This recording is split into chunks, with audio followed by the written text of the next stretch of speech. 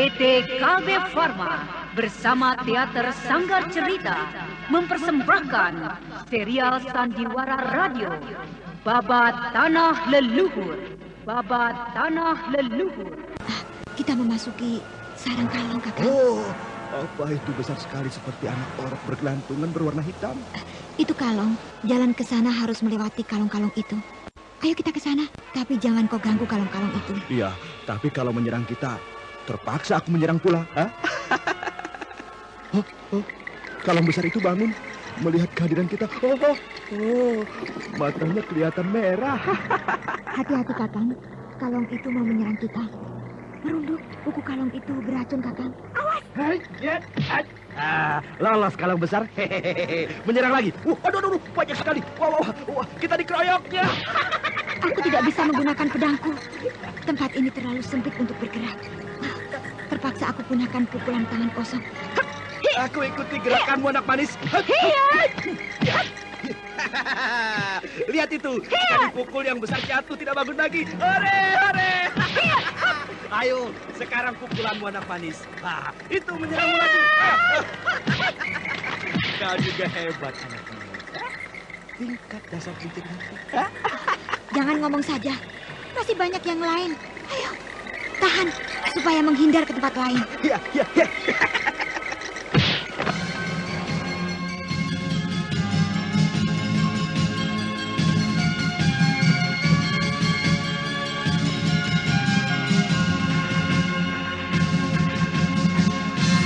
Sebuah kisah kolosal dari tanah leluhur ratusan tahun yang silam yang diwarnai dengan kekerasan, ambisi, keserakahan, iri dan dengki serta cita-cita dan cinta anak manusia.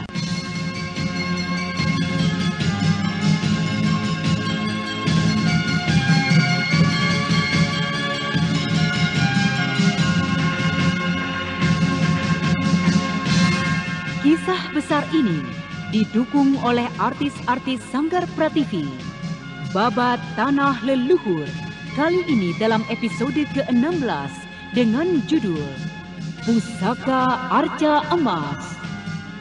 Naskah karya Tisar Sponsen, teknik dan montase Yadi Enos, musik oleh Hari Sabar dengan sutradara Thomas Age.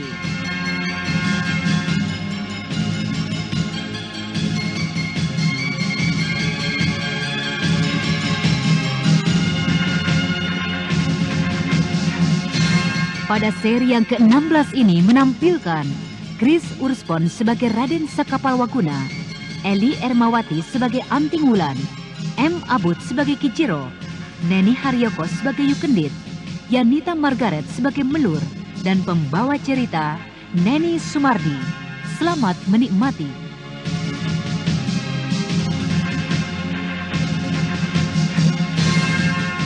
Pada kisah yang lalu diceritakan, Melur membunuh sebagian murid-muridnya Yukendit. Hal ini membuat Kijiro murka. Lalu malam itu bersama Yukendit datang ke kota Majang. Di sebuah gedung tua, Yukendit terpedaya dipanggang jarum-jarum beracun Melur. Kijiro lalu melesat menghindar membawa pergi, tapi jarum-jarum Melur terus mengancamnya.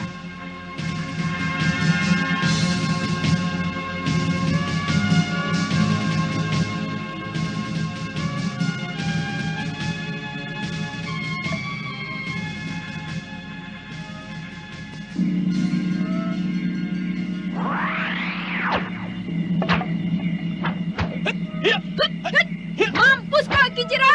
Hajat! Tanganku. Tunggu Melur pembalasanku.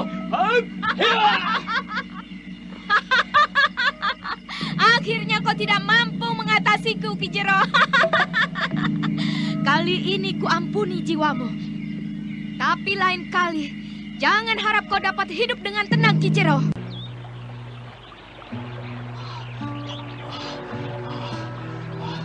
Tubuhmu berat sekali, Yukendit. Kita ngasuh dulu di pinggiran sungai ini. Luka-lukamu harus cepat-cepat ditutup daun pelenyap racun. Iya, Kakang. Turunkan saja aku. Ya, aku haus sekali, Kakang. Jarum-jarum itu terasa ngilu di dalam tubuhku. Duduklah di sini. Ya, duduk di dekat batu kali ini. Untung hari mulai terang tanah. Jadi aku dapat melihat dengan jelas luka-luka di tubuhmu, Kendit. Wah, gila racun ular kobra yang dipakai oleh Melur. Dari manakah racun-racun itu didapatkan? Astaga, racun ular kobra. Apakah Kakang punya penolak racun itu? Aku akan berusaha mencegahnya. Untung aku membawa butiran-butiran obat untuk pencegah racun. Nah, minumlah Yu Kendit untuk mengurangi rasa sakitmu dan mengurangi racun-racun itu melebar ke arah jantungmu. Iya, Kakang. Aku tidak kuat lagi. Racun-racun itu seperti menyengat tubuhku. Telanlah obat butiran-butiran ini. Ayo Kendit, ayo telanlah. Iya. Iya. Lalu semedilah dekat air. Sedang aku sendiri akan berusaha mengeluarkan jarum-jarum dari lenganku ini. Baik, Kakang. Ki Jero setelah memberikan butiran-butiran obat anti racun, lalu berusaha mengeluarkan jarum-jarum yang menembus lengannya. Sedangkan Yu Kendit kini bersemedi mengatur jalan nafas di dekat batu kali. Kita tinggalkan Ki Jero dan Yu Kendit. Kini kita beralih ke Pulau Nusa Barung, mengikuti perjalanan Anting Wulan dan Raden Sakapalwaguna yang terus meracau seperti orang mabuk.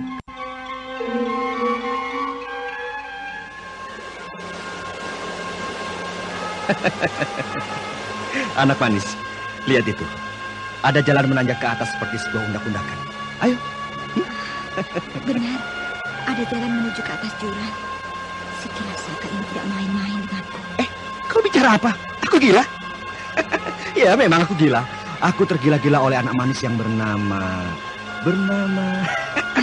Kakang, siapa? Siapa, Kakang? Kau tergila-gila kepada siapa? Ya, kepada perempuan cantik. Kepada siapa saja yang cantik dan mencintai diriku. Kalau dengan aku, bagaimana? Oh, denganmu? Ya, bagaimana ya? Tadi aku dibilang gila. Kalau orang gila mencintai orang waras, lalu bagaimana jadinya? Bukankah akan menjadi amburadul? Kakang, sembuhlah Kakang. Kita ini sedang mencari pusaka arca emas Dewa Siwa. Kenapa malah begini? Ya ampun, apakah kau ini yang ikut-ikutan tidak waras? Barusan kau mengatakan soal cinta. Kenapa tiba-tiba beralih ke soal pusaka arca emas?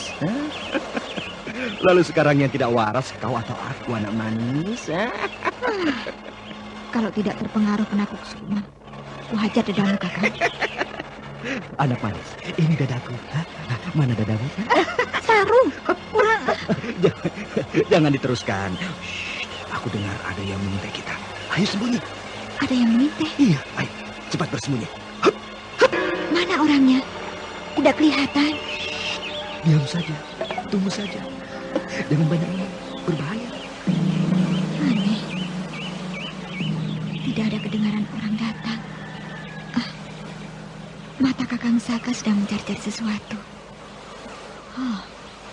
Kiranya apa yang dilihatnya? Aneh sekali. Nah, itu dia mulai kelihatan. Ya, mulai kelihatan. Besar sekali. Benar-benar besar sekali. Apa sebenarnya yang dilihatnya Kakang Saka ini?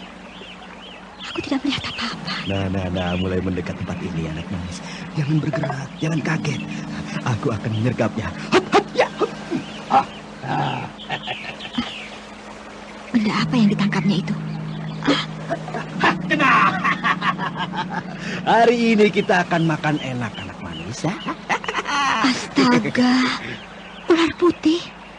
Iya, ular putih telah ditangkapnya. Aku sendiri tidak melihat ular itu.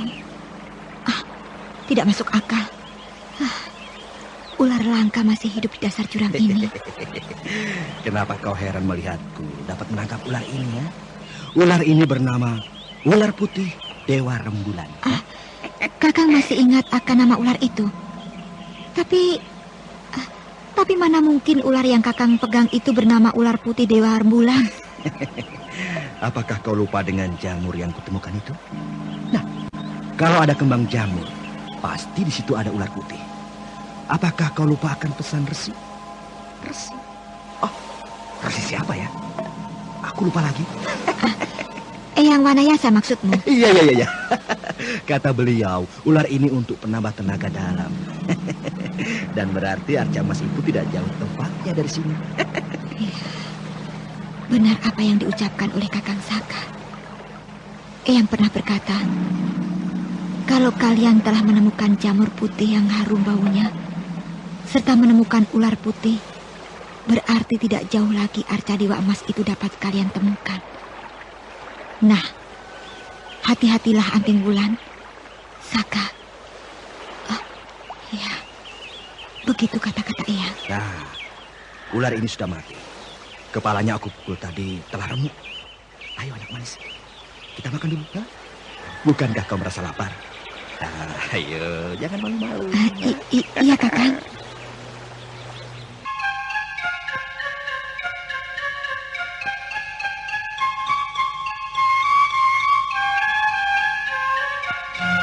Anting Wulan masih terheran-heran melihat kelakuan Raden Saka yang kadang-kadang seperti orang waras dan masih ingat pesan Eyang Wanayasa. Lalu setelah membakar api unggun, ular itu dipanggangnya. Mula-mula Anting Wulan tidak mau memakan dagingnya, tapi dipaksa oleh Raden Saka. Setelah ular itu habis dimakan, kulitnya disimpan oleh Raden Saka. Semula Anting Wulan tidak setuju, tapi akhirnya mengalah karena dianggap Raden Saka belum waras otaknya, masih terpengaruh ilmu penakluk sukma. Untuk apakah kulit ular itu, Kakang? Nanti akan menjadi busuk dan bau. Kok kantongi begitu? Tidak, anak manis. Malah akan menjadi keras. Karena aku satukan dengan sisa kembang jamur putih. Kok ini aneh-aneh saja, Kakang? Ayo, kita sudah kenyang. Pencarian pusaka Arca Emas kita teruskan. Jangan terburu nafsu. Jalan pelan-pelan.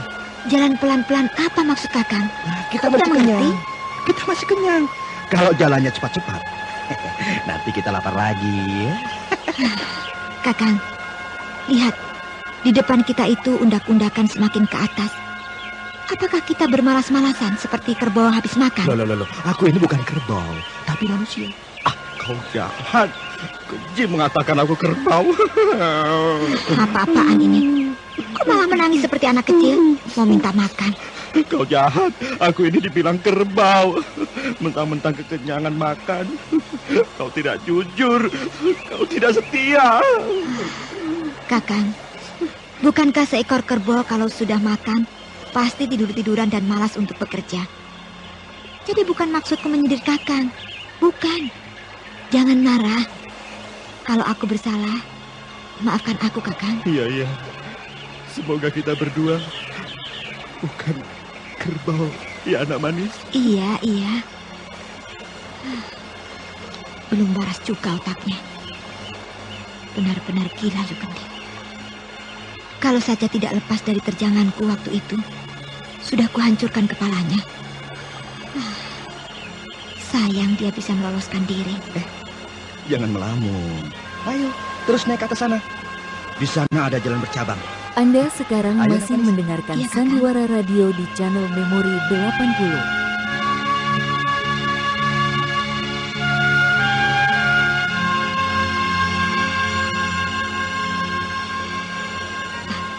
Kakang, semakin kita mendekati jalan yang bercabang, suara ombak itu terdengar jelas. Berarti kita mendekati pantai. Aneh sekali. Ayolah, Kakang. Oh iya, bagus sekali. Berarti kita harus berenang mandi. Dan setelah itu, kita mencari ikan-ikan kecil untuk makanan. Hah? Kakang, kita baru saja makan. Apakah perutmu merasa lapar lagi? Kalau kau tidak mau makan, ya sudah. Biarlah aku sendiri yang makan. Kita sekarang di persimpangan jalan yang bercabang. Ayo. Iya. Apakah kita memasuki jalan yang sebelah kanan dulu? Atau... Sebaiknya begini saja, anak manis. Kau sebelah barat, aku ke sebelah timur. Adil kan begitu? Tapi berarti kita berpisah. Tidak, Kakang. Kita jangan berpisah. Aku khawatir terjadi apa-apa denganmu, Kakang. Sekarang ke arah barat dulu. Nanti baru ke sebelah timurnya kita masuki. Terserah kau lah. Aku nurut saja. Namanya juga orang tidak waras. Sudahlah Kakang, jangan ngawur kata-katamu. Tambah manis saja kalau sedang marah. Oh, alangkah bahagianya kalau mendapatkan istri seperti anak manis. Semoga kau mendapatkan jodoh laki-laki yang baik. Diam kataku. Jangan ngaco tidak keruan. Ayo jalan. Perjalanan kita belum berhasil.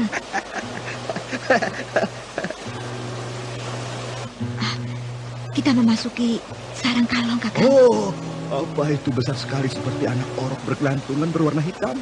Itu kalong. Jalan ke sana harus melewati kalong-kalong itu. Ayo kita ke sana. Tapi jangan kau ganggu kalong-kalong itu. Iya, tapi kalau menyerang kita, terpaksa aku menyerang pula.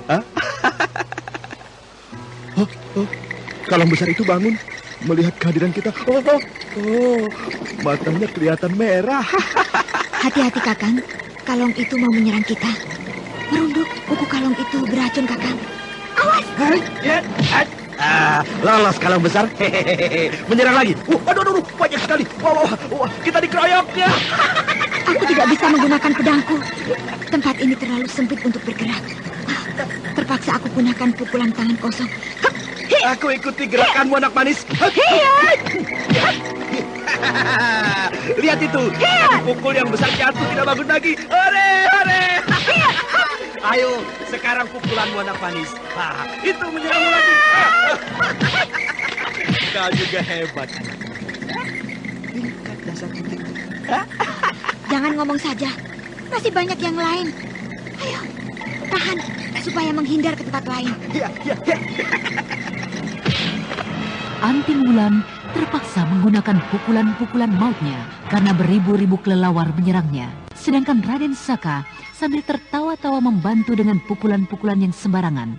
Tapi membuat kelelawar-kelelawar itu tidak berdaya. Gua kecil itu menjadi hiruk-pikuk. Sebagian dari kelelawar-kelelawar itu ketakutan dan lari keluar gua. Setengah harian barulah mereka terbebas dari gangguan kelelawar-kelelawar itu.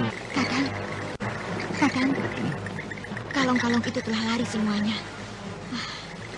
Untung saja kau membantunya dengan pukulan-pukulanmu. Kakang, kau tidak terluka. Mana berani kalong-kalong itu menyentuh kulitku yang bagus. Itu ada lubang keluar. Sinar matahari kelihatan menembus. Ayo, anak manis. Iya, Kakang.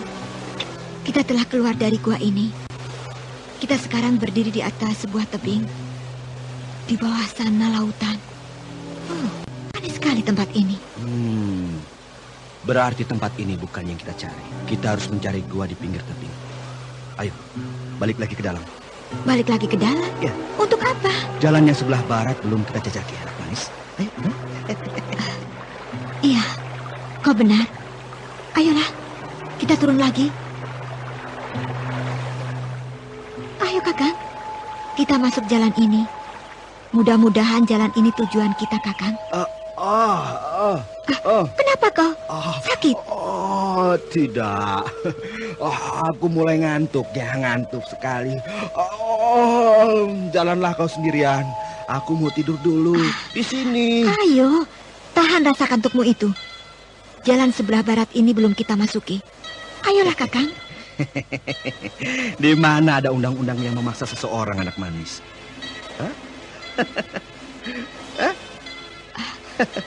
Kakang, kenapa jadi diam? Ayo jalan. Malah duduk. Tadi kau menyuruhku ke jalan sebelah barat. Sekarang malah kau mandek di sini. Kenapa begitu? Ayolah, kita berjalan. Aku mencintaimu setengah mati, Kakang. Aku tidak mau meninggalkanmu barang sejengkal pun. Aku mencintaimu. Ayolah, Kakang. Lenyapkan rasa kantukmu itu. Aduh, rasanya halus sekali. Apanya yang halus? Tanganmu itu menarik-narik diriku, anak manis. Kau cantik sekali. Kakang, jangan kurang ajar kau.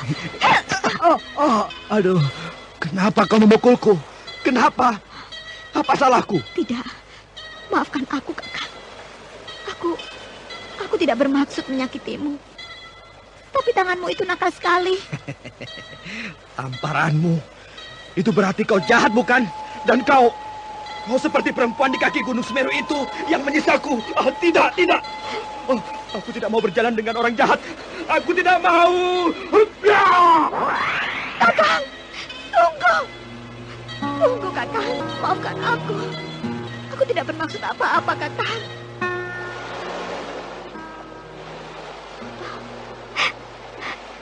Kakang, kau jangan pergi, Kakang. Ingat akan pesan Eyang. Kita harus bersama-sama mencari pusaka itu. Kakang jangan bersembunyi. Kakang Saka, ayo tampakkan dirimu, Kakang. Jangan bersembunyi. Aku mencintaimu. Maafkan aku, Kakang. Ayo, Kakang. Aku menunggumu di sini. Jangan bersembunyi. Kakang Saka.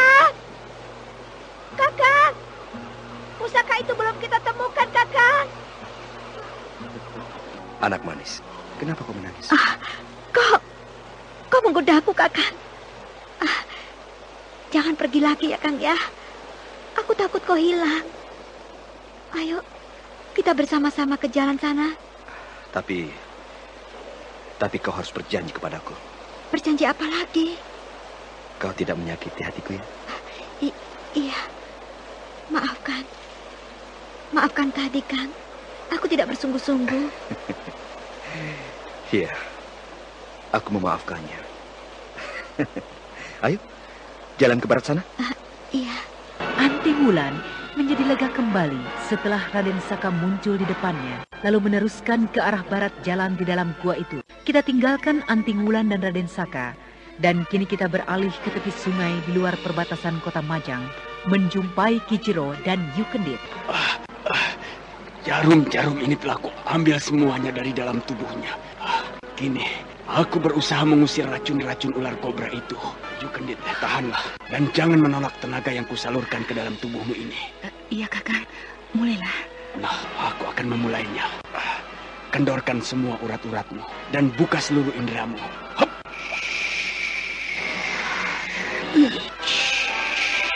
Jangan ditahan, Yu Kendit. Lepaskan saja, supaya racun-racun itu keluar semuanya. Iya, begitu. Terus, dan muntahkan kalau merasa mual. Iya, Kakang.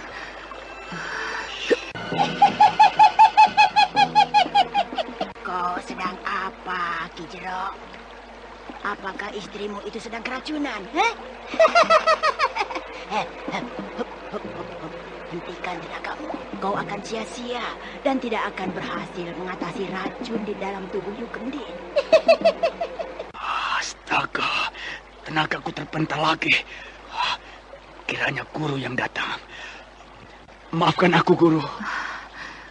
Guru, sembah hormat muridmu. Kalian berdua telah terluka oleh racun yang sangat berbahaya. Terutama kau, Kendit. Kau paling parah. Kalau saja aku tidak datang, pasti malam nanti kau tewas. Oh, sungguh bahaya. Nah, ayo, cepat-cepat kalian minum air sungai itu, ayo. Iya, Guru. Iya, Guru. Nah, minumlah sampai kalian puas. Ayo, sampai penuh perutmu. Nah, bagus.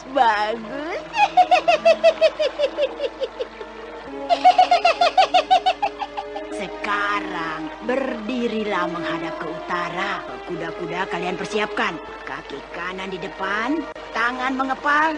Ya, kerahkan tenaga, lalu hempos tenaga. Iya, begitu. Tahan napas. Aku akan mengobati mengeluarkan racun-racun itu. Awas, tahan ya.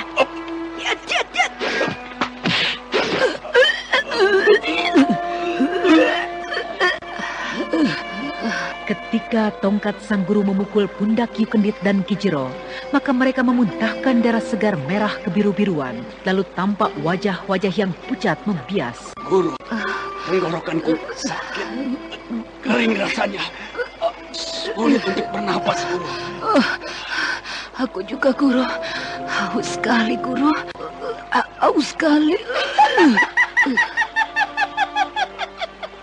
Nah, minumlah lagi air sungai itu. Ayo, minum lagi. Ya, untuk menghilangkan darah-darah beracun yang masih tertinggal di tubuh kalian. Ayo. Baik, Iya, Guru. Perutku mual, Guru. Mual rasanya.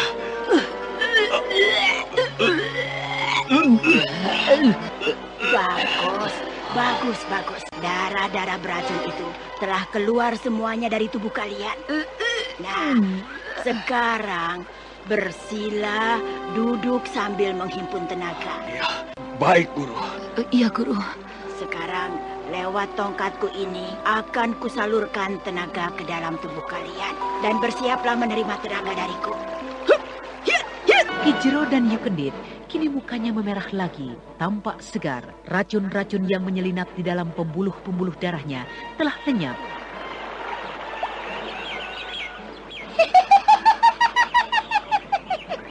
Nah, sekarang kalian telah terbebas dari racun-racun ular kobra itu. Terima kasih, Guru. Siapakah yang telah membuat kalian terluka begitu?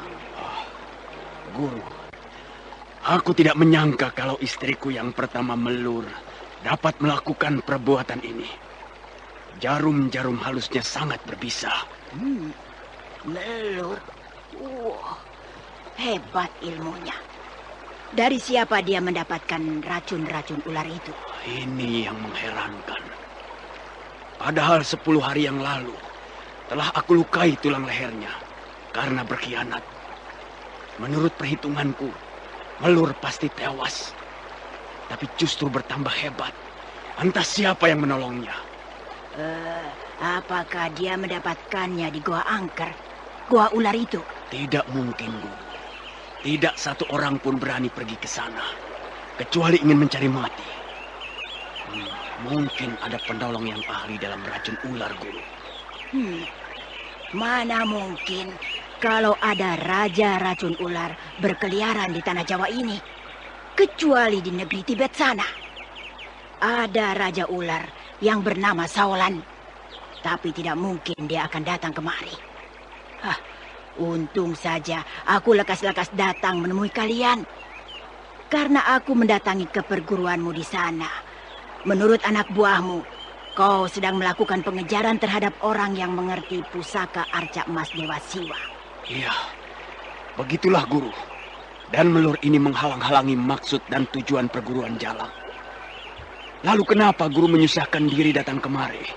Utusan yang kukirim kemari tidak pulang. Aku mempunyai firasat buruk.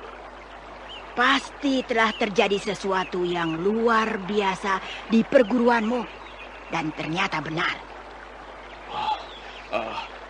Guru, aku telah melakukan penggalian di desa Galintung untuk mencari arca emas itu. Tapi belum ada hasilnya. Kalian tidak usah bersusah payah. Aku telah mengetahui benda itu. Makanya aku datang ke sini. Guru mengetahuinya? Ya, aku Nirambi. Mempunyai ilmu halimunan. Ilmu yang menyatu dengan bangsa setan Marakayangan. Lalu aku mendapatkan satu bisikan halus. Pusaka arca emas itu berada di sebuah goa di Nusa Baru. Di Nusa Baru? Nah, sekarang kerahkan semua murid-muridmu untuk mengepung pantai pesisir yang menuju Nusa Baru. Siapa tahu ada orang yang telah menjejakkan kakinya ke sana. Lalu Guru akan menuju Nusa Baru? Tidak. Aku akan menunggu di pantai Pelindi. Aku akan minta bantuan. Anda sekarang Jin masih Marakayangan mendengarkan di sana, Sandiwara Radio di supaya channel mengetahui dengan Memori jelas 80. letak arca emas itu. Maaf, Guru. Ada satu hal yang belum Guru ketahui. Apa itu, Ki Jero? Raden Saka Palwaguna telah dipengaruhi oleh ilmu penakluk sukma. Kini ia dibawa pergi oleh Anting Wulan. Entah kemana perginya dua orang itu. Anting Wulan dan Raden Saka. Untuk apa dia berada di timur Jawa ini? Apakah akan menghadang rencana Segoro Ireng untuk menghimpun kekuatan? Atau mempunyai hubungan dengan pusaka arca emas itu? Entahlah, Guru. Yang jelas mereka sangat mencurigakan. Iya, baiklah. Jangan pikirkan dua orang itu. Sekarang, siapkan semua murid-muridmu untuk segera ke Pantai Pelindi. Karena sebagian murid-murid Segoro Ireng telah berangkat duluan ke sana untuk mengintai orang-orang yang dicurigai. Baiklah, Guru. Kami siap melaksanakan tugas.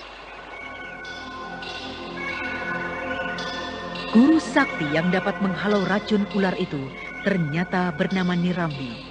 Tubuhnya kecil, jalannya agak bungkuk, tapi sinar matanya tajam seperti mata seekor kucing liar. Kini, Pantai Pelindi yang menuju Nusa Barung telah dipenuhi oleh murid-murid Segoro Ireng yang menyamar menjadi nelayan penangkap ikan. Sementara itu di Nusa Barung,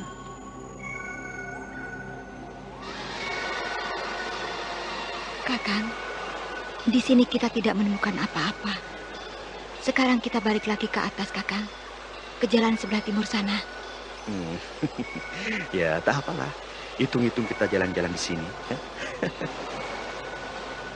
Kakang, ayo berjalan ke sana. Jangan membuang-buang waktu.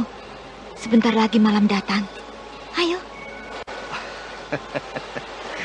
Bukankah kalau malam datang, rembulan akan menghiasi jagat raya ini, anak manis? Diamlah, Kakang. Jangan bicara terus. Nanti tujuan kita tidak berhasil lagi. Diam, tidak boleh bicara salah.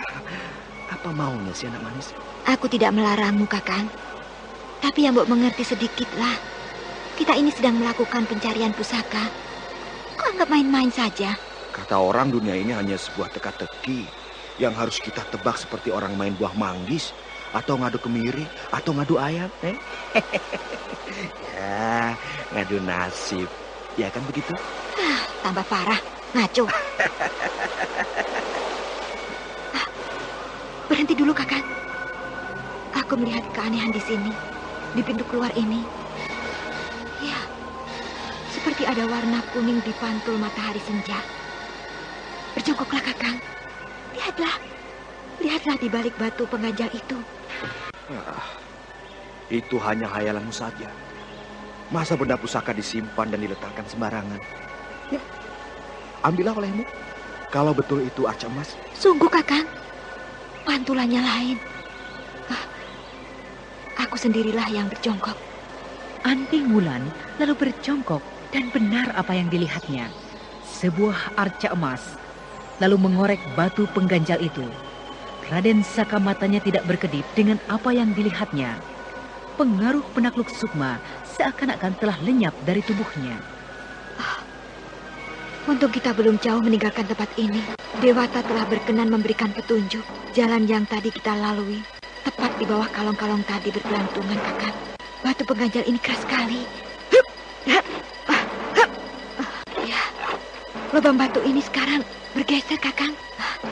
Ku ambil saja arca emas ini. Yang jagat. Benar arca ini matanya putih dan pusarnya merah dari batu merah delima. Tingginya ada 2 jengkal. Kakang! Kakang! Lihat ini, Kakang! Lihat!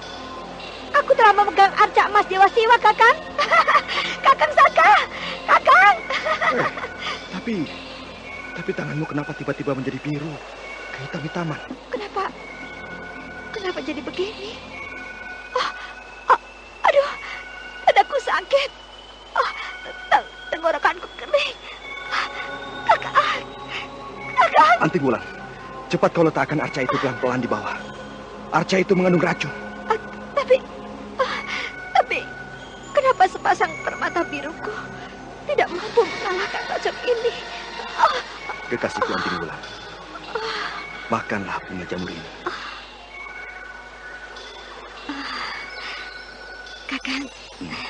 Kakang sudah sembuh. Memanggilku dengan jelas. Kau sembuh dari pengaruh ilmu penakluk sukma, Kakang. Kakang. Makanlah dulu bunga jamur untuk menahan racun berpisah itu. Ayo, makan. Iya, Kakang.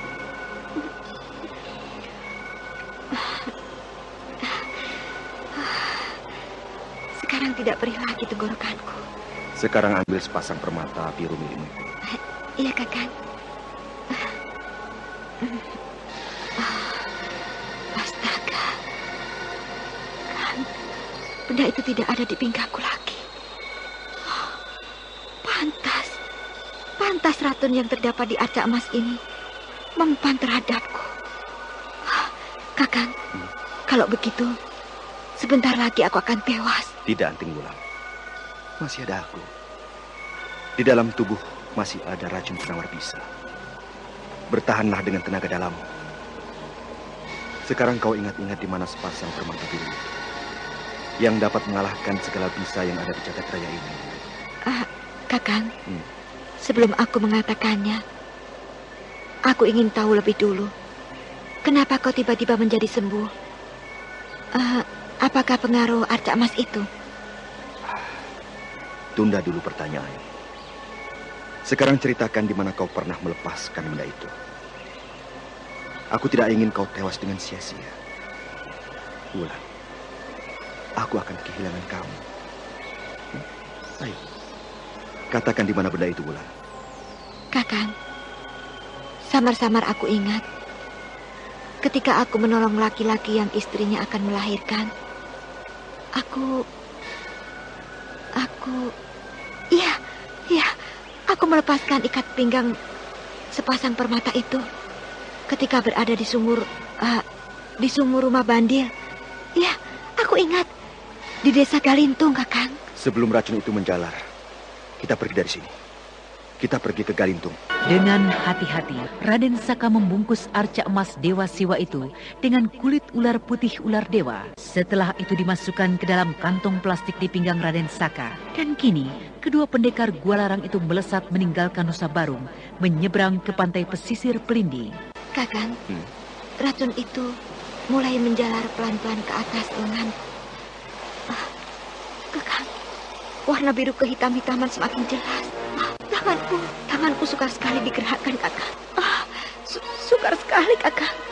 Gunakan ilmu dalammu dengan hawa murni. Lalu usahakan kau dorong dengan menggerakkan tenagamu, supaya racun-racun itu mengalir keluar. Ayo, lakukan. Sementara aku mendayung perahu ini, supaya cepat sampai ke darat sana. Iya, Kakang. Kakang, apakah aku bisa bertahan itu? Aku seakan-akan tidak mampu lagi untuk bergerak, Kakang. Berdoalah kepada Dewata sambil kau menghembuskan nafas murni ilmu Banyu Cakrabuana untuk mengurangi rasa sakitmu. Ya, Anting Wulan, daratan mulai kelihatan.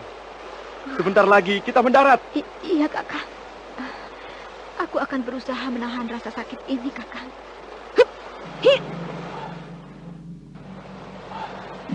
Kendit, bukankah itu Raden Saka yang mendayung dan Anting Wulan duduk bersemedi? Iya, Kakang. Sekarang akan kubalaskan sakit hati ini. Ya, akan kubalaskan sakit hati ini, Kakang. Jangan terburu nafsu. Kita tunggu komando dari Guru Nilambi. Baik, Kakang. Akhirnya aku menemukan kembali tawananku. Kakang, lihat. Ya. Anting Wulan hanya diam saja di atas perahu, seperti terluka tubuhnya. Lihat saja mukanya putih. Mungkin sekali kan kita akan mudah meringkusnya. Iya, Kendit. Nah, mereka mulai mendarat dan menempatkan perahu kecil itu di balik semak-semak sebelah sana itu. Kicero, ayo hadang ke sana. Siap, Guru. Kau, Kendit, hadang dari sebelah sana, sisi perahu. Siap melaksanakan, Guru. Raden Saka lalu menambatkan perahunya dan membimbing Anting Wulan turun dengan hati-hati. Tapi baru saja beberapa langkah, Ki Jero dan Yukendit telah menghadangnya dengan pedang telanjang. Kau sekarang tidak bisa lari lagi, Raden Saka. Tentu kau membawa oleh-oleh berharga dari Nusa Barung itu, bukan? Bukan kakak, Ki Jero. Dan itu istrimu. Kendit. ketemu lagi. Aku. Bagus kalau kau masih ingat kepadaku. Hei, Saka, ayo ikut aku ke markasku. Hidup matiku di sini, Kakang. Aku akan pertaruhkan nyawaku. Tanganku ini telah kulambari dengan aji Banyu Cakrabuana. Aku akan menjebaknya kalau aku masih gila. Nah, Saka, jangan bisik-bisik. Aku tidak suka dengan bisik-bisik. Ayo serahkan arca emas itu. Pasti kalian berdua telah berhasil menemukan benda itu. Kijero, aku tidak mengerti apa maksudmu. Aku baru saja jalan-jalan di sana, di Nusa Barung itu.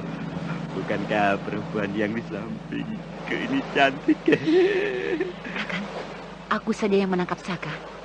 Dia belum sembuh benar karena pengaruh penakluk sukma masih menyelubungi dirinya. Iya. Hei, Saka, awas pedang ini. Oh, hop. Aduh, hampir saja leherku putus. Jangan sabitkan pedang itu. Ngeri kendit. Iya.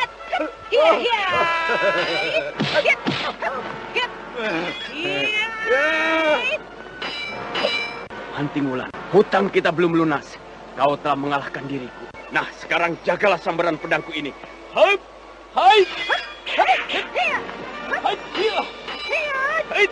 Hebat ilmu yang kau miliki, Anting Wulan. Tapi sekarang kau tidak bisa lolos dari tanganku.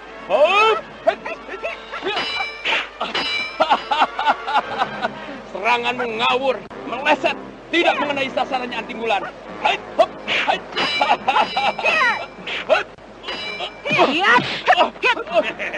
Pedangku terpental. Gila kau dapat mengimbangi seranganku, Raden Saka. Astaga, kau memukulku, Saka. Aku sakit. Awas kau pembalasanku. Dada Yukendit telak dihajar oleh Anting Wulan, sedangkan Kijero seperti orang linglung karena pedangnya terlepas.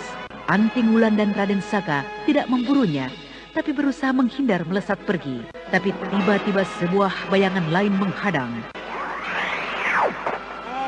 Anak-anak muda, berhenti dulu, jangan pergi. Aku masih ada. Aku adalah guru mereka. Apa urusannya denganmu, nenek tua? Aku tidak mempunyai hutang dan persoalan denganmu. Memang benar, kau tidak mempunyai urusan apa-apa. Tapi murid-muridku yang terluka itu urusanku. Dan kamu, Anting Wulan. Aku dengar kau sakti di Gua Larang. Nah, sekarang kita main-main sebentar untuk mengukur kemampuanmu, anak muda. Aku tidak mau bertempur melawanmu. Aku tidak punya waktu. Kau tidak bisa begitu saja berlalu dari mukaku. Nah, awas, tongkatku ini awas. Bagus juga jurus-jurus yang kau pamerkan. Bagus. Tapi jaga seranganku dari Segoro Ireng ini. Maaf, Nenek tua. Aku terpaksa meladenimu.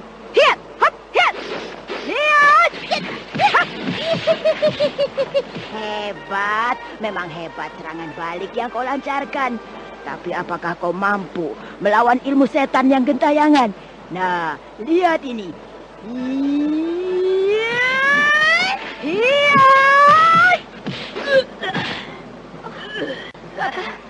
Anting Wulan!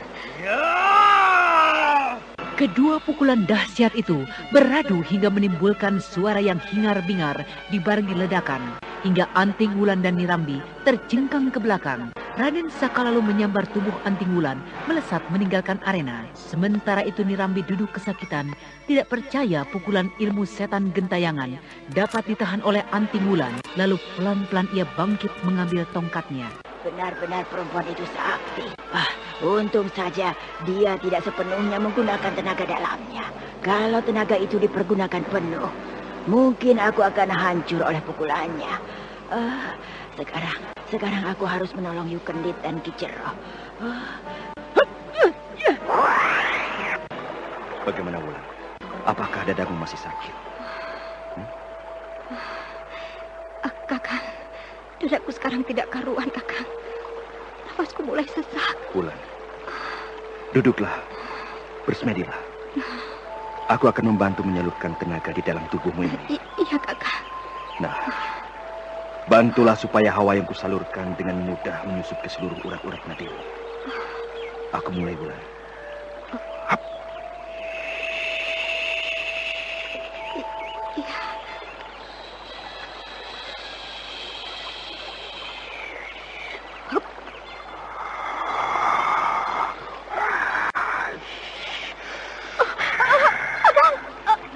Wulan, kau memuntahkan darah hitam. Teruskan, keluarkan darah beracun itu, Wulan. Aku membantunya dengan tenaga dalamku.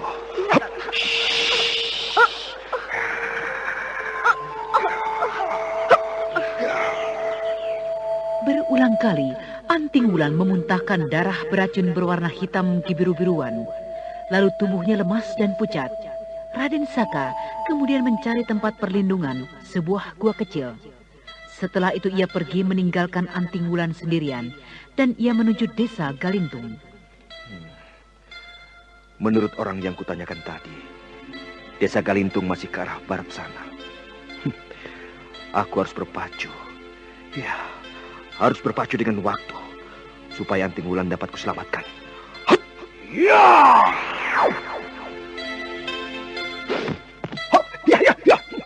Oh, gila. Hampir saja anak panah itu memanggang tubuhku. Hei! Siapakah kau? Kau berani main-main dengan membokong seperti orang pengecut. Ayo, keluarlah. Jangan bersembunyi. Ya! Hei! Jangan main-main denganku. Keluarlah. Kenapa kalian takut? Apakah aku ini mempunyai urusan dengan kalian? Jarum paku menyerangku. Harus kutangkis dengan pedangku.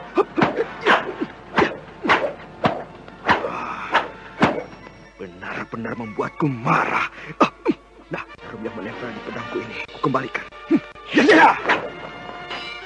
Ya!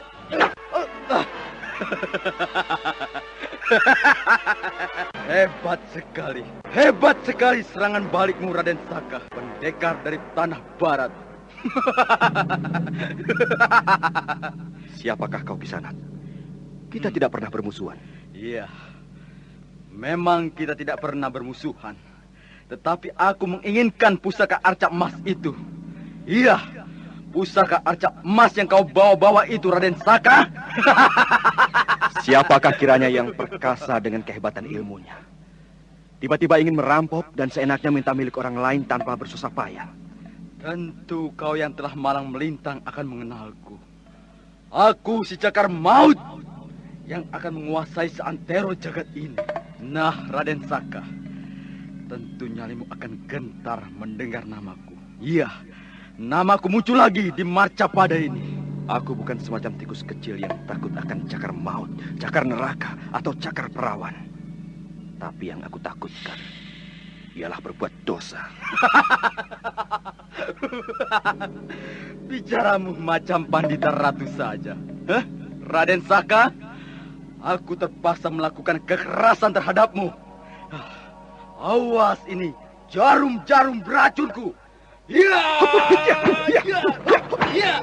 Pedangku ini lawannya. Kenapa permainan anak kecil kau pamerkan, Cakar Maut?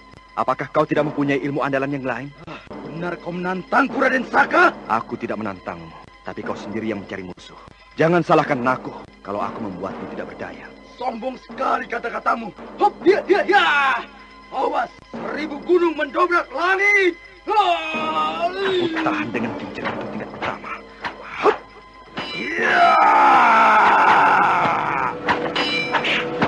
Cakar Maut dengan kuda-kuda yang aneh, tubuhnya membungkuk, lalu pelan-pelan dari semua ujung-ujung jarinya keluar cakar harimau mengaum panjang, menerkam, sedangkan pedang Raden Saka berputar seperti kincir angin. Cakar Maut seakan-akan menembus pusaran yang tidak kelihatan, lalu terdengar suara meraung keras. Pukulan Cakar Maut ditahan oleh Raden Saka.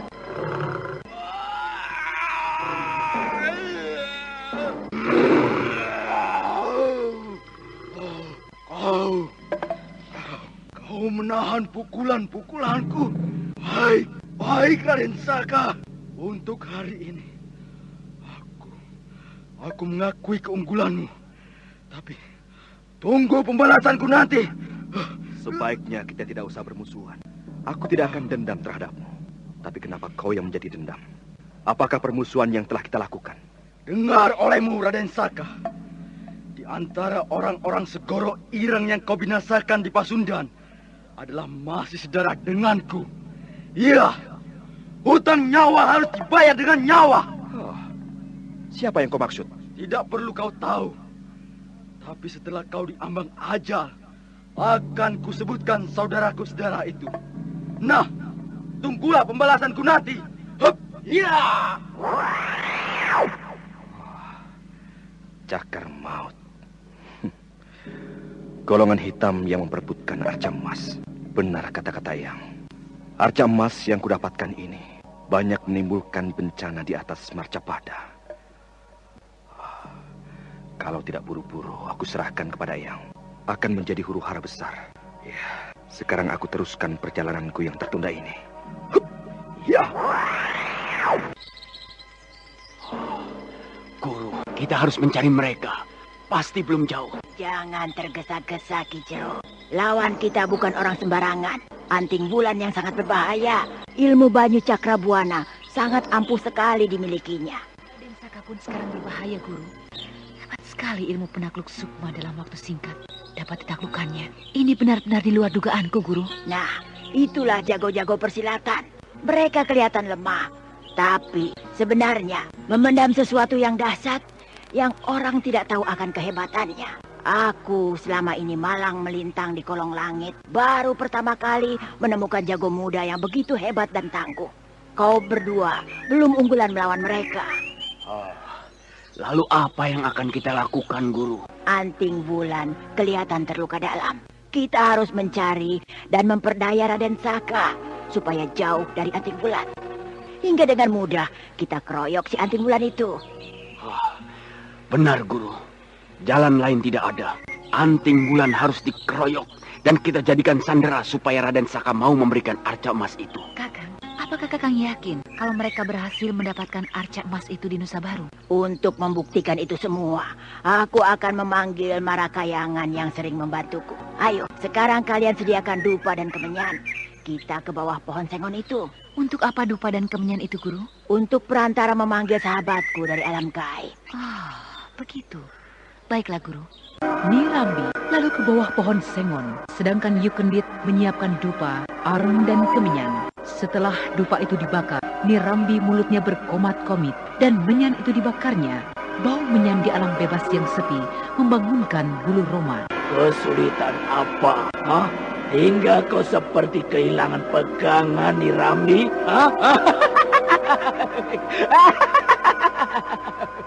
Gusti Gontayangan, aku kehilangan jejak orang yang membawa arca emas Dewa Siwa. Anting bulan yang membawanya. Sudilah Gusti untuk menunjukkan di mana tempatnya anting bulan bersembunyi.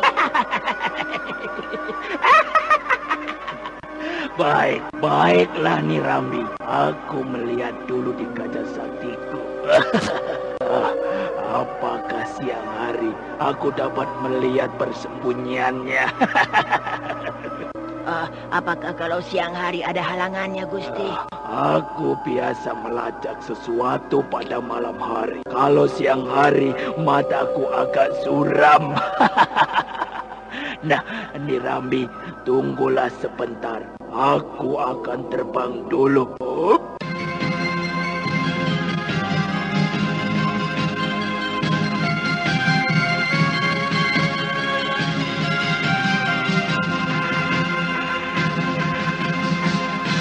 Jin Gontayangan sahabat gaib Nirambi tidak unggulan melawan kesaktian anting bulan, lalu balik lagi menemui Nirambi. Malam hari akan dilakukan pelacakan kedua.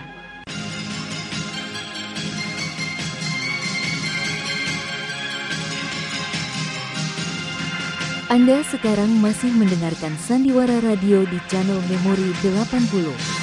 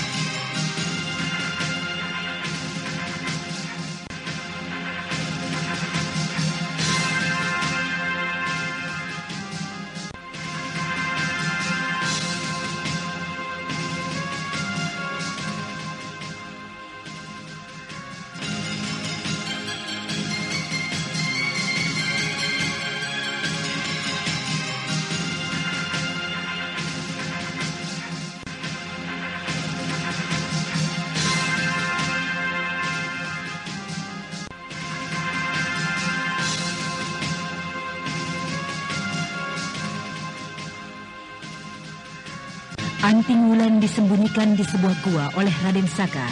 Ketika Raden Saka akan ke Galintung mencari sepasang permata biru, dihadang oleh cakar maut, tapi dapat dihalaunya. Sementara itu Nirambi, sang guru Yukendit dan Kiciro sedang memanggil Jin Gentayangan untuk melacak persembunyian Anting Wulan. Tapi di siang hari tidak berhasil, bahkan kaca saktinya menjadi rengat.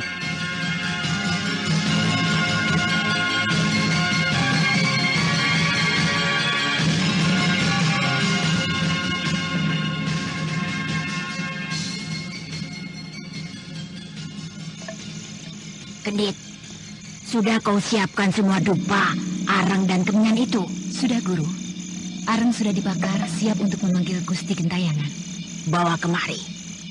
Dan kau, Kiciro, dengarkan seluruh pembicaraan dan ucapan yang dikatakan Gusti Gentayangan. Supaya kita semua mendengar dengan jelas di manakah sebenarnya Anting Wulan itu bersembunyi bersama Raden Saka. Baik, Guru. Aku akan cermat mendengarkannya. Guru, ini dupanya dan ini menyannya. Menyan putih, Guru. Iya, ya. Letakkan di depanku. Ya, begitu. Ya, bagus. Sekarang kita mulai untuk memanggil sahabatku dari alam gaib. Ada siang, ada malam, ada hujan, ada panas. Ada yang datang, ada yang pergi. Aku, Nirambi, memanggil sahabatku, Gusti Gentayangan dari Gunung Tengger. Datanglah bersama asap kemenyan dari dupa di hadapanku ini. Datanglah Gusti Gentayangan. Datanglah. Fuas.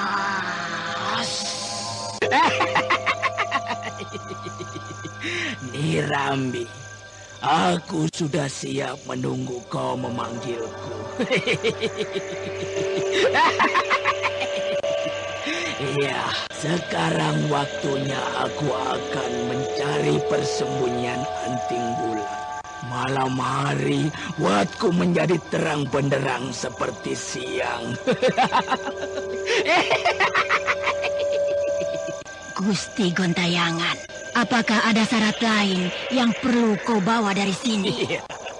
Iya, aku minta setetes darah sepasang suami istri. Darah itu untuk senjata melawan pintu pertahanan Anting Wulan. Baiklah sahabat, kebetulan kedua murid-muridku ini sepasang suami istri. Bagus, lekaslah toreh ujung jari-jarinya dengan pisau. Aku membawa daun sirih hitam. Letakkan darah-darah itu di atas daun sirih hitam ini, Nirambi. Iya, Gusti Gentayangan. Yukendit, Kiciro, loncorkan tanganmu ke depanku. Ya, begitu. Nah, tahan ya. Aku akan toreh tanganmu dengan ujung pisau ini. Ya, baik. Dari ujung jari tangan Kiciro dan Yukendit menetes darah di atas daun sirih hitam, lalu dibawa pergi oleh Gusti Gentayangan. Sementara itu Anting Wulan di sebuah gua menanti kedatangan Raden Saka. Apakah Kakang Saka mendapat halangan? Sampai sekarang belum juga datang. Begitu banyak cobaan silih berganti menggodaku. Asap apakah itu? Astaga, asap itu bergulung-gulung ke dalam gua. Asap ini seperti siang tadi yang datang menggangguku. Siapakah yang akan melakukan kejahatan terhadap diriku dengan ilmu tenung? Siapakah?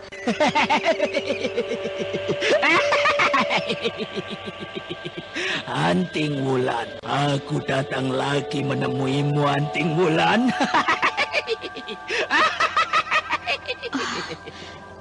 Kau akan menyihirku lagi dengan kaca saktimu itu?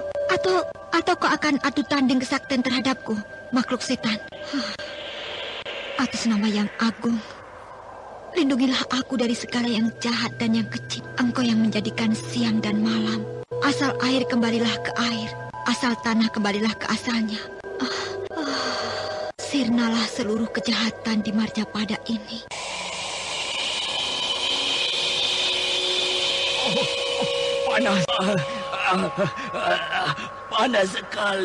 Panas sekali doa dan puji-pujimu, Anting Wulan.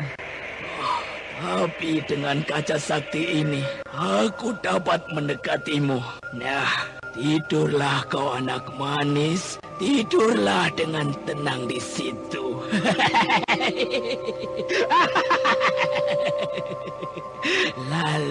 Lalu kau katakan di mana pusaka arca emas itu kau simpan, Anting Wulan? Kepalaku terasa pusing. Alam ini berputar-putar kencang sekali. Apakah telah datang lindu di atas alam ini? Eyang, kuatkanlah hatiku, Eyang. Ada makhluk gaib menggangguku, Eyang. Kenapa alam di sekitarku tiba-tiba menjadi gelap gulita? Kenapa menjadi gelap gulita?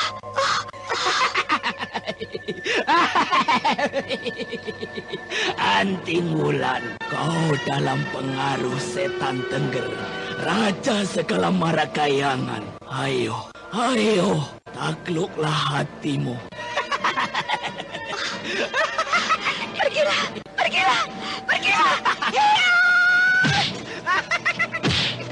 Dadaku sakit. Anting Wulan setelah melakukan pukulan bertubi-tubi ke arah bayangan besar hitam itu, lalu jatuh terkapar. Dari mulutnya memuntahkan darah hitam kental. Seiring dengan itu, bayangan hitam yang mengganggunya lenyap ditiup angin. Ki Jero dan Yukendit dengan sabar menunggu asap dupa yang mengepul bergulung-gulung. Lalu, Rambi, aku datang lagi. Tugasku sudah selesai.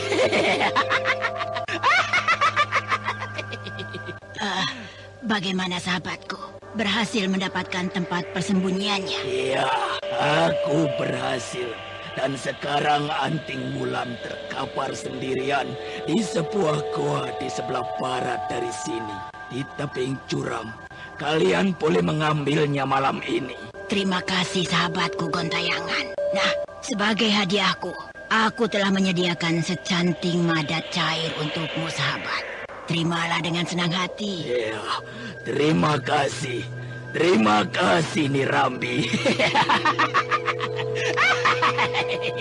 Aku minum dulu persambahanmu itu.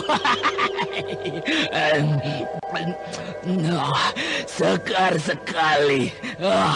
Nah, selamat tinggal. Ki Jero, ku perintahkan kepadamu untuk ke gua itu bersama Yukendit. Berangkatlah sekarang. Siap melaksanakan perintah guru. Yang kutemukan di desa Gerintung ini hanya rumah yang tua. Anda sekarang masih mendengarkan Sandiwara Radio di channel Memori 80. Barang tidak karuan. Sayang sekali, tidak ada peninggalan yang berharga lagi. Semuanya hancur tidak karuan. Sekarang sebaiknya aku kembali saja menemui Anting Wulan.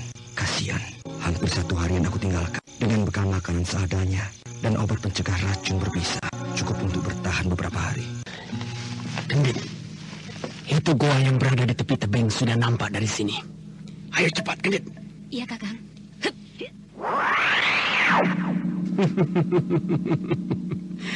Lihatlah itu, Gendit. Anting Wulan terkapar.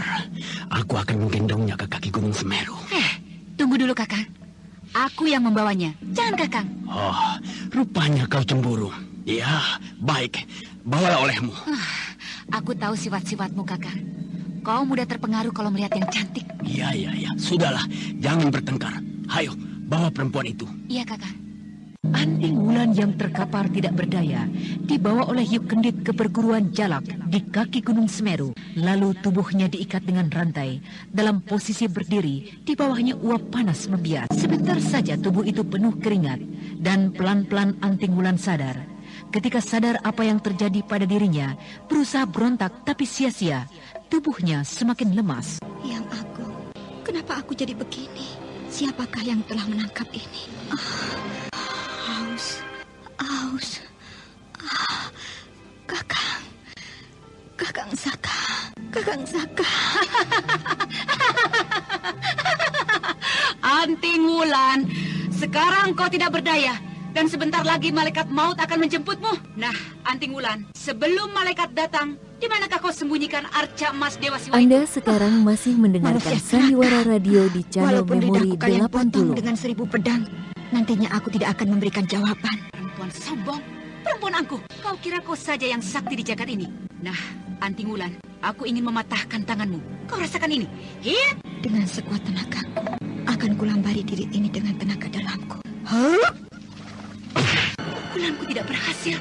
Benar-benar kau sakti, Anting Wulan. Tapi dengan pukulan badai hitam, kau tidak akan bisa menahannya.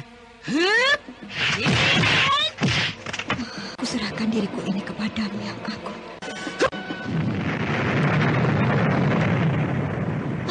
Tidak mungkin pukulanku meleset. Tidak mungkin.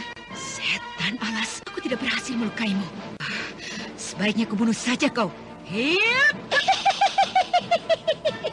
Yuk Kendit, apa yang kau lakukan dengan tawananku itu? Apakah kau lupa bahwa kita sedang mengorek keterangannya? Maafkan aku, Guru. Aku tidak bisa menahan amarahku. Perempuan ini telah mengalahkan diriku, Guru. Yuk Kendit, aku tidak mengajarkan muridku untuk menjadi seorang pengecut. Tindakanmu tadi tidak kubenarkan. Kau telah melanggar perintahku. Bukankah tadi aku hanya menyuruhmu untuk menjaganya, bukan untuk membunuhnya? Sekali lagi, maafkan aku, Guru. Aku begitu bernafsu. Ya, aku tahu. Selain kau akan menghabisi jiwanya, kau terdorong oleh api cemburu. Kau takut kalau Ki Jero berbuat macam-macam, bukan? Iya, Guru. Apakah kau belum puas menikmati kehidupan yang penuh birahi, Yuk Kendit? Tidak, Guru. Tapi aku takut kepada Ki Jero. Kalau sudah mendapatkannya yang baru, yang lama ditinggalkan. Seperti Menur itu contohnya. Kepada Anting Wulan, tidak akan terjadi, Yuk Kendit. Siapa tahu, Guru. Matanya tidak dapat membohongi diriku. Kemarin aku melihatnya penuh api nafsu asmara. Ya sudahlah. Sekarang kau siapkan dupa. Aku akan memanggil sahabatku. Anting Wulan akan kusuruh mengaku dengan cara lain. Iya, Guru. Melaksanakan perintah.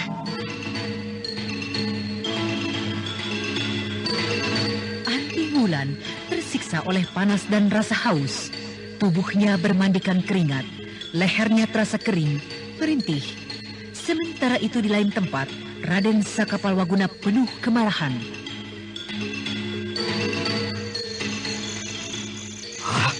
Setan! Anting Wulan ada yang menculiknya. Tapi siapa yang berlaku jahat ini? Ataukah komplotan Ki Jero? Tidak mungkin. Mereka kemarin telah dipecundanginya. Kasihan Anting Wulan. Harus aku temukan. Dan sepasang permata biru itu juga harus ditemukan pula.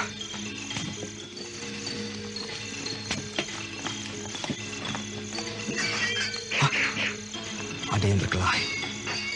Di sebelah sana suaranya. Ya, akan aku lihat siapa yang sedang adu kekuatan.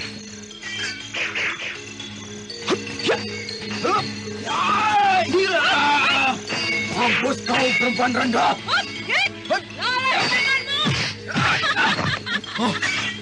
Hebat rupanya ilmu yang kau miliki, Melur. Tapi aku akan melumpuhkanmu.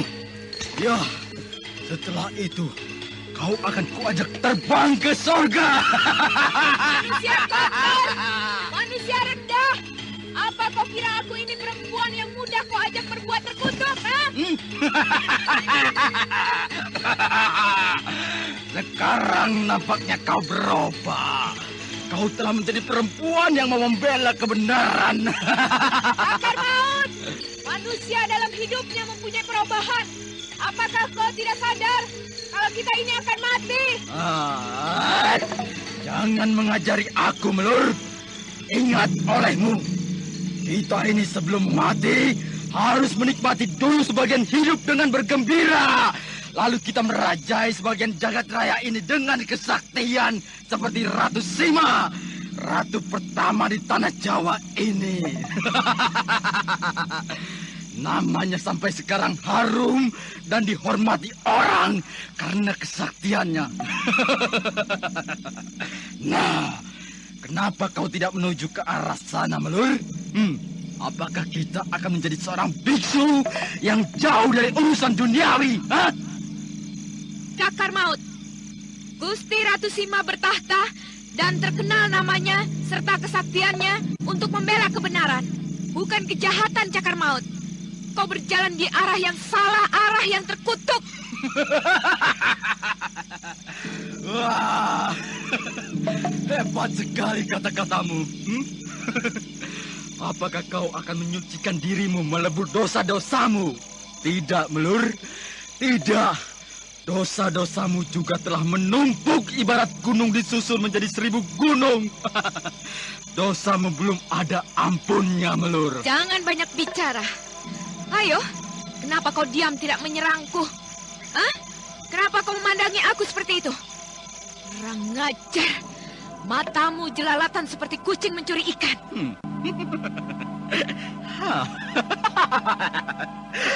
Aku sedang menikmati tubuhmu yang indah itu, Melur. Oh, tentunya mengasihkan. Ngajar.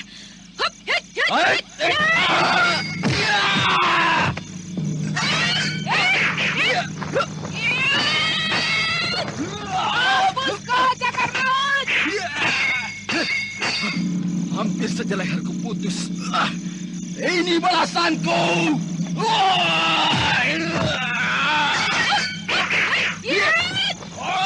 Balas lagi seranganmu, Cakar Maut.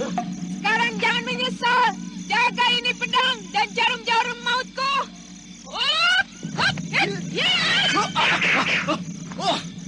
Kau curang, Melur.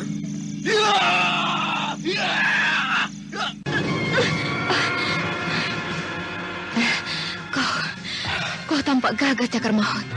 Iya, kau tampak gagah.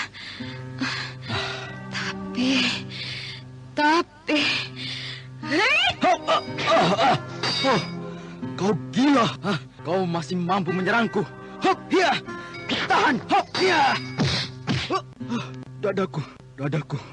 Setan kau, Melur. Kau menghinaku. Awas pedang ini. Kau mau membunuhku? Ayo, Cakar Maut. Kau menusuk lenganku dengan pedangmu itu. Kau kejam, Cakar Maut. Melur tidak berusaha menangkis. Ilmu penempuh daya penambah birahi telah mempengaruhinya.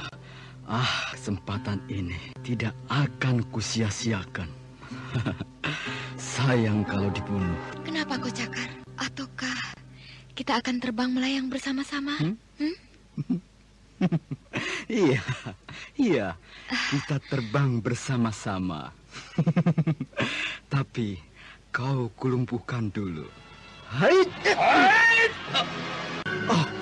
Siapakah yang membuat ulah dan menghalangi maksudku? Sayang, aku tidak ada waktu untuk melawanmu. Sampai ketemu lagi, sobat. Tunggu dulu. Astaga, cepat sekali lenyapnya. Setan! Aku menyesal tidak dapat terbang bersama-sama Melur. Benar-benar sial nasibku. Begitu Cakar Maut akan melumpuhkan Melur, bayangan lelaki setengah tua menyambarnya dan membawa pergi. Cakar Maut tidak berhasil mengejarnya. Sementara Raden Saka yang mengintai dari balik gerumbul pohon-pohon hutan melesat mengikuti penolong Melur. Kita tinggalkan Raden Saka dan kini kita beralih ke kaki Gunung Semeru di markas perguruan Ki Jero. Jadi, si Anting Wulan itu sulit untuk dikorek keterangannya. Ya, begitulah Guru. Apa tidak sebaiknya kita jebak saja Raden Saka untuk menebus Anting Wulan? Aku belum terpikir ke arah sana. Tapi menurutku, sebaiknya kita pancing Anting Wulan dengan pertanyaan-pertanyaan lain. Supaya dengan jelas dan pasti menunjukkan tempat pusaka itu disimpan. Guru, tidak mungkin kita berhasil. Kita telah melakukan cara itu. Guru sendiri pun tidak berhasil mengorek keterangannya. Kita harus berani mengambil resiko yang terakhir ini, Guru. Anting Wulan kita umpan dan kita tukarkan dengan pusaka itu. Kalau Raden Saka menolak, kita bunuh saja. Habis perkara. Ya, aku setuju saja dengan maksudmu, Ki Jero. Tapi kita harus memperhitungkan untung ruginya. Raden Saka berbahaya buat kita. Apalagi sekarang terbebas dari pengaruh ilmu penakluk sukma. Selain itu, musuhmu Melur masih berkeliaran mencari sisi kosong untuk menghancurkan dirimu, Ki Jero. Nah, hal-hal yang sekecil ini harus kau perhitungkan. Lalu apa yang bisa kita perbuat, Guru? Aku yang akan menemui Raden Saka. Kenapa harus Guru yang berangkat menemuinya? Kau tidak bisa menahan emosi. Ilmumu masih jauh di bawah Raden Saka. Itu saja alasannya. Iya, aku memang di bawah Raden Saka. Kau sendiri telah mengakuinya. Kalau tidak unggulan dengan Raden Saka. Nah, Ki Jero, di sini kau awasi Anting Wulan sambil terus kau korek keterangannya. Iya, Guru. Perintah akan kulaksanakan dengan baik. Kenapa kau kelihatannya seperti orang bingung? Apa yang terjadi, Kakang? Tujuanku masih jauh, Kendit. Lawan-lawan kita banyak berkeliaran yang mempunyai maksud sama. Tapi pusaka itu pasti sebentar lagi dapat kita miliki. Kenapa kita harus takut? Aku tidak takut, Kendit. Tapi tanganku ini terpaksa akan membunuh perempuan yang berkhianat kepadaku. Melur maksudmu? Iya. Melur sekarang orang yang berbahaya buat kita. Kita tidak main-main sembarangan. Pasti di belakang Melur ada pendekar lain yang juga menginginkan pusaka arca emas. Rupanya pertikaian ini semakin ramai, Kakang. Kita harus mencari peluang agar tidak terjadi bentrokan dengan golongan hitam lainnya, Kakang. Benar, Kendit. Usulmu baik sekali. Tapi golongan lain apa mau tahu dengan kita? Mereka sekarang telah mencium jejak Anting Wulan. Ini yang membuat aku resah dan sulit untuk tidur. Guru kan selalu dekat dengan kita, Kakang. Kenapa kita harus takut? Kalau kita melambari pukulan dan ilmu menjadi satu kesatuan, tentu kekuatannya akan lain. Ilmu bela diri tidak seperti prajurit berbaris. Lalu kekuatannya kelihatan. Ilmu bela diri mempunyai kekuatan sendiri, Kendit. Seperti guru kita tidak bisa melacak Anting Wulan. Akhirnya sahabat dari alam gaib dipanggilnya. Nah, itulah ilmu. Satu orang bisa menghancurkan gunung. Tapi satu kelompok prajurit belum tentu bisa menghancurkannya. Benar, Kakang. Ya, aku mengerti. Seperti yang aku lihat, Anting Wulan, kalau menurut perhitungan biasa sudah tewas. Tapi kekebalan tubuhnya benar-benar hebat. Dia perempuan sakti yang baru aku temui, Kakang. Nah, kau sendiri sekarang sudah mengerti. Kalau ilmu silat itu atau ilmu bela diri lainnya mempunyai kekuatan yang sangat rahasia sekali. Rahasia itu hanya si pemiliknya yang tahu. Iya, Kakang. Lalu, apakah sekarang kita teruskan pertanyaan-pertanyaan kita terhadap Anting Wulan? Sekarang giliranku untuk mengorek keterangannya. Dan tugasmu seperti kata guru, menyiapkan dupa dan sesajen lain. Mungkin nanti atau besok, guru pasti akan memanggil sahabat gaibnya itu. Semuanya sudah aku siapkan, Kakang. Hanya saja guru tadi lupa, terburu-buru untuk mencari Raden Saka. Kalau begitu, kau tunggu saja sampai guru datang. Aku mau mengorek keterangan dulu dari Anting Wulan. Iya, Kakang.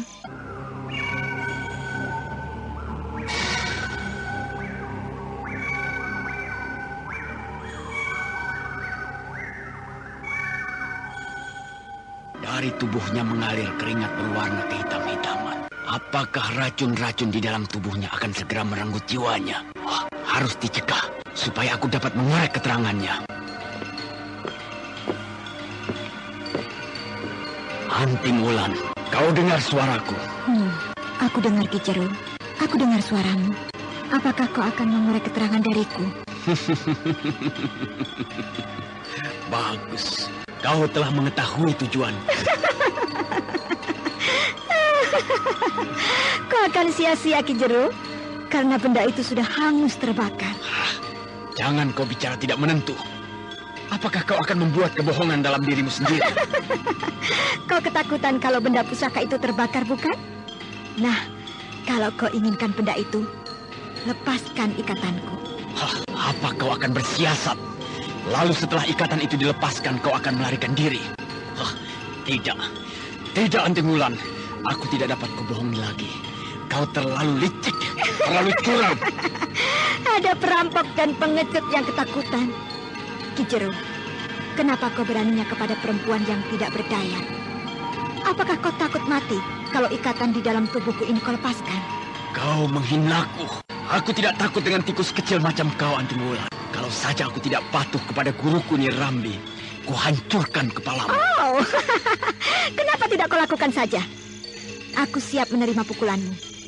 Dalam keadaan terikat begini, kau tidak mampu melawanku. Aku masih mampu, Anting Wulan. Baiklah, kalau memang kau menghendaki supaya aku menyerangmu, tapi jangan salahkan aku. Dengan pukulannya, aku dapat meminjam kekuatan ilmunya. Eyang Wanayasa pernah memberikan ilmu yang begitu dahsyat kepadaku.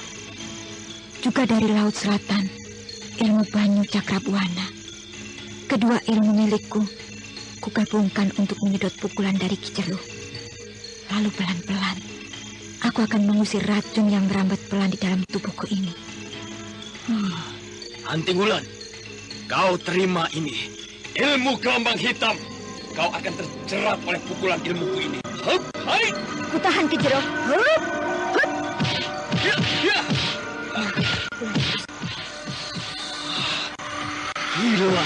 Gila, pukulanku amblas ke dalam tubuhnya. Kenapa tenagaku terus mengalir? Tenaga yang kumiliki terserap. Aku tidak bisa menarik pukulanku lagi. Aku tidak bisa menarik pukulanku lagi. Kau setan, perempuan setan. Hentikan sedotan tenagamu. Lepaskan saja, supaya berbalik pukulannya.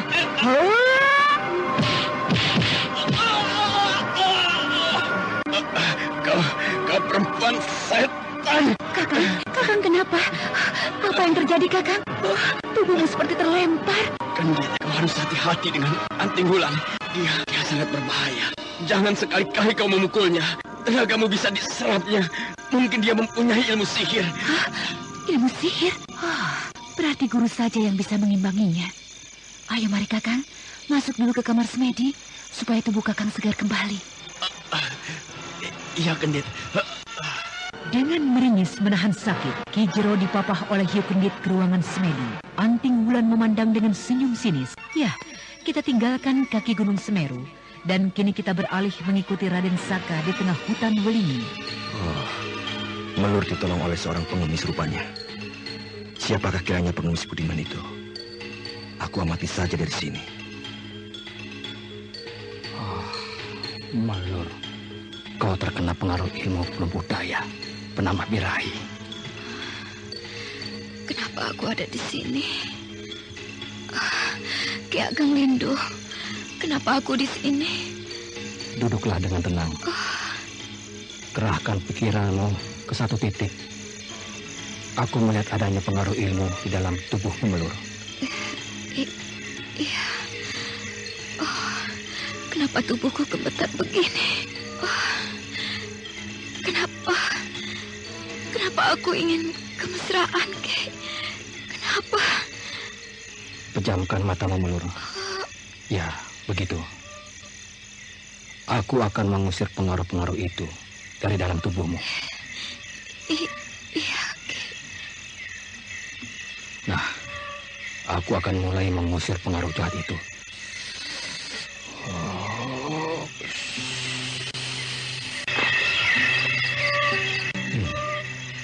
Samar-samar aku mendengar nama pengemis itu, Ki Ageng Lindu. Nama itu pernah aku mendengarnya. Membuatku penasaran. Ku dekati saja gubuk itu. Hop.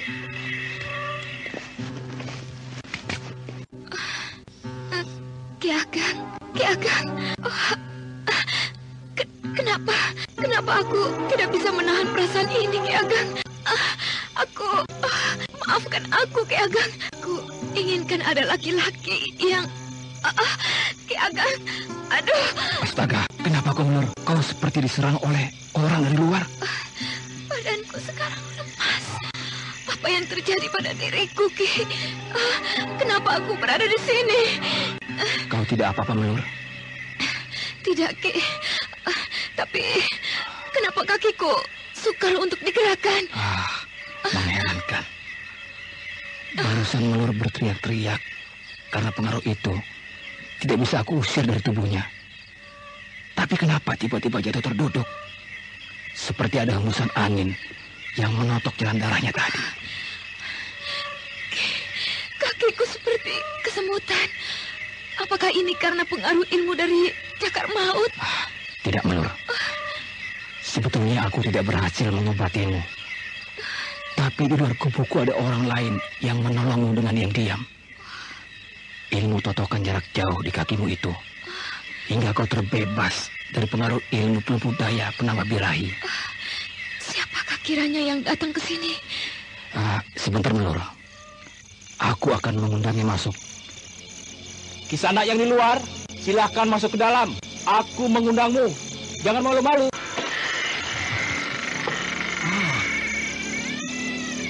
Silahkan, pendekar sakti. Kau berkenan masuk memenuhi undanganku. Silahkan, silahkan. Astaga, Raden Saka Palwaguna. Raden.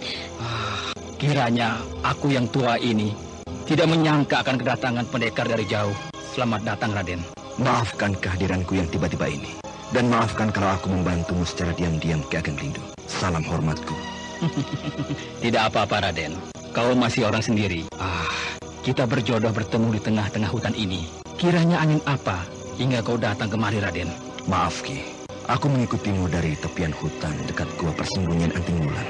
Oh, jadi kau tadi menyaksikan perkelahian Melur dan Cakar Maut? Iya, aku menyaksikannya. Tapi sewaktu Melur terdesak, semula aku mau menolongnya. Tapi Ki Ageng telah mendahulunya. Ki Ageng, aku sedang dalam kesulitan. Ya, aku tahu. Pasti benda milik Anting Wulan yang sedang kau cari, bukan? Benar, Ki. Aku mencari laki-laki yang bernama Bandil dan istrinya yang bernama Lantri. Apakah Ki Ageng Lindung tahu orang tersebut? Kau berjodoh, Raden Saka. Kedua orang itu berada di tengah-tengah hutan ini. Kalau begitu, kita temui sekarang juga. Sabar dulu, Raden. Aku ingin tahu benda apakah yang sebenarnya dicari-cari olehmu itu.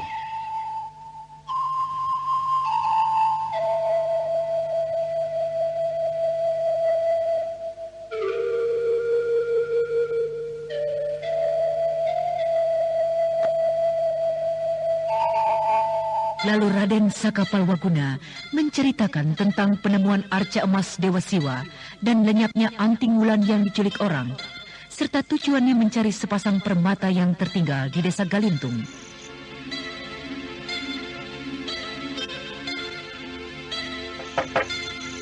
Siapa di luar? Aku Bandil, Ki Ageng. Bandil? Iya, Ki Ageng.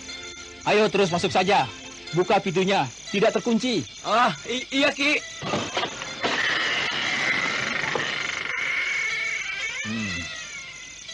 Kenapa bajumu basah dan kotor, Bandil? Ki Ageng, istriku lenyap sewaktu kuantarkan ke sungai. Aku mencari-carinya, tidak ketemu, Ki Ageng. Tenang. Jangan terburu-buru ceritamu itu. Bagaimana awal kejadiannya? Ayo ceritakan. Begini, Ki. Tadi sore, istriku minta diantar ke sungai. Lalu aku antarkan. Sesampainya di sungai, istriku mencuci kain, sedangkan aku menggendong anakku sambil aku duduk di atas batu. Selesai ganti, istriku menggendong anak. Aku turun ke air, lalu mandi, Ki. Lantri teriak mau pulang duluan, Ki. Aku suruh saja dia pulang. Aku tidak curiga apa-apa, Ki. Tapi begitu aku sampai di pondok, Lantri belum pulang, Ki. Aku susul lagi ke sungai, Ki. Hasilnya tidak ketemu, Ki Ageng. Aku khawatir dengan anak itu, Ki. Kalau saja terjadi apa-apa, bagaimana ini, Ki? Tenangkan hatimu, Bandil. Sekarang kau tunggulah di sini bersama Melur. Aku akan mencarinya sepanjang sungai itu. Raden, kita terus saja ke hulu sungai ini. Aku yakin pasti Lantri tersesat jalan. Mudah-mudahan ketemu, Ki. Tapi kalau ada yang menculiknya, kita akan repot dibuatnya, Ki. Kalau diculik, tidak mungkin. Tempat ini sangat rahasia sekali. Untuk jalan masuk kemari, memakai angka bintang. Hebat sekali, Ki. Pantas, sewaktu aku membayang-bayangi dirimu, hampir saja kehilangan jejak. Raden Saka, Musuh kalau masuk kemari, walaupun bagaimana hebatnya dan tangguhnya, tidak akan bisa meloloskan diri. Banyak jebakan-jebakan yang mematikan. Nah, yang aku khawatirkan, jebakan-jebakan ini dilalui oleh Lantri. Astaga, bagaimana Ki? Maksudku, Lantri sampai terperangkap dengan anaknya yang masih kecil itu? Ya, berdoa saja, jangan sampai terjadi. Mudah-mudahan Lantri terus menyusuri sungai ini. Ya, mudah-mudahan begitu, Ki Ageng.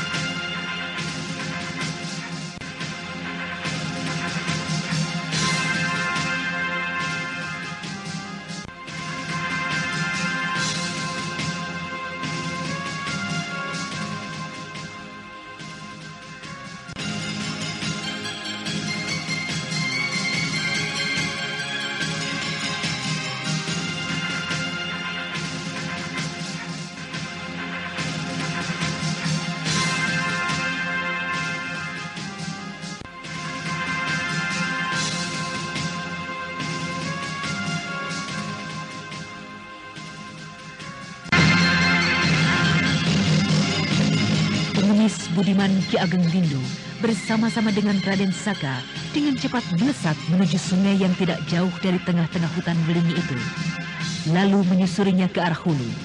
Nah, saudara pendengar, dapatkah ditemukan Lantri istrinya Bandil yang menyimpan rahasia sepasang permata biru itu? Untuk mengetahui jawabannya, ikutilah kisah